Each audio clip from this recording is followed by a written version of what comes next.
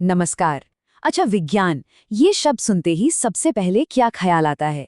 चलिए आज इसी विज्ञान की कमाल की दुनिया में चलते हैं और समझने की कोशिश करते हैं कि ये असल में है क्या। क्या कभी ऐसा हुआ है कि किसी चीज को देखकर बस रुक गए और सोचने लगे? हम सब अपने आसपास की दुनिया के बारे में जानना चाहते हैं, है ना? और ये जो जानने की इच्छा है ना, ये बचपन से ही हमारे अंदर होती है। जैसे कभी रात में आसमान को देखा है और सोचा है कि ये जो इतने सारे तारे हैं, ये आखिर चमकते क्यों हैं?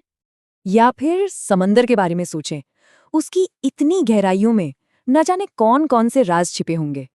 और ये तो देखिए, एक छोटा सा बीज, इतना नन्हा सा, उसे कैसे पता चल जाता है कि उसे एक बड़े से पौधे में बदलना है?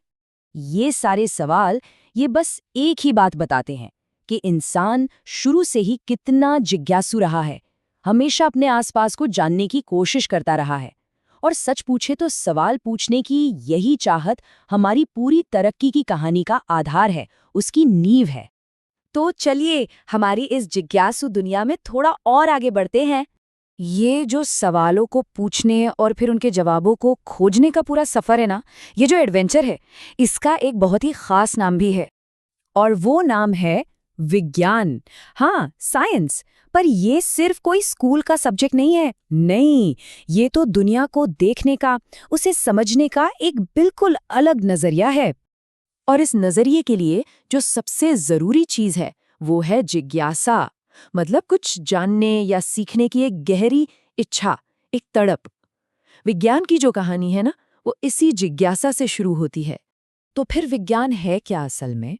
इसे ऐसे समझ सकते हैं कि विज्ञान देखने, सोचने, समझने और काम करने का एक पावरफुल जरिया है जो दुनिया के रहस्यों के पर्दे खोलता है एक एक करके। अच्छा, तो ये विज्ञान मिलेगा कहाँ? कहाँ ढूंढे इसे? जवाब बहुत सिंपल है, ये हर जगह है, हर जगह। विज्ञान की सबसे कमाल की बात ही यही है कि ये हमारे चारों तरफ मौजूद है। आसमान में चमकते तारों को देख लीजिए या फिर अपनी प्लेट में रखे खाने को, विज्ञान हर जगह अपना काम कर रहा है। बड़े बड़े पहाड़ों के बनने के पीछे भी विज्ञान है, और हमारी किचन में जो कुछ भी पकता है उसके पीछे की केमिस्ट्री में भी। हमारी किचन, अरे वो तो एक छोटी मोटी केमिस्ट्री लैब ही है।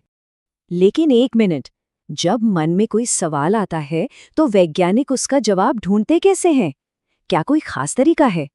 हाँ, बिल्कुल है। इस तरीके को समझने के लिए ना, चलिए एक बहुत ही आम रोज की जिंदगी से जुड़ी एक प्रॉब्लम को देखते हैं। मान लीजिए हम कुछ लिख रहे हैं और लिखते लिखते अचानक पेन चलना बंद हो गया। होता है ना ऐसा? बहुत ही कॉमन प्रॉब्लम है। तो अब क्या करेंगे?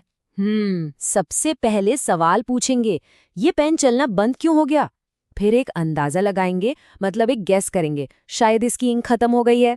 अच्छा, अब इस गैस को टेस्ट भी तो करना पड़ेगा, तो पेन को खोलकर चेक करेंगे।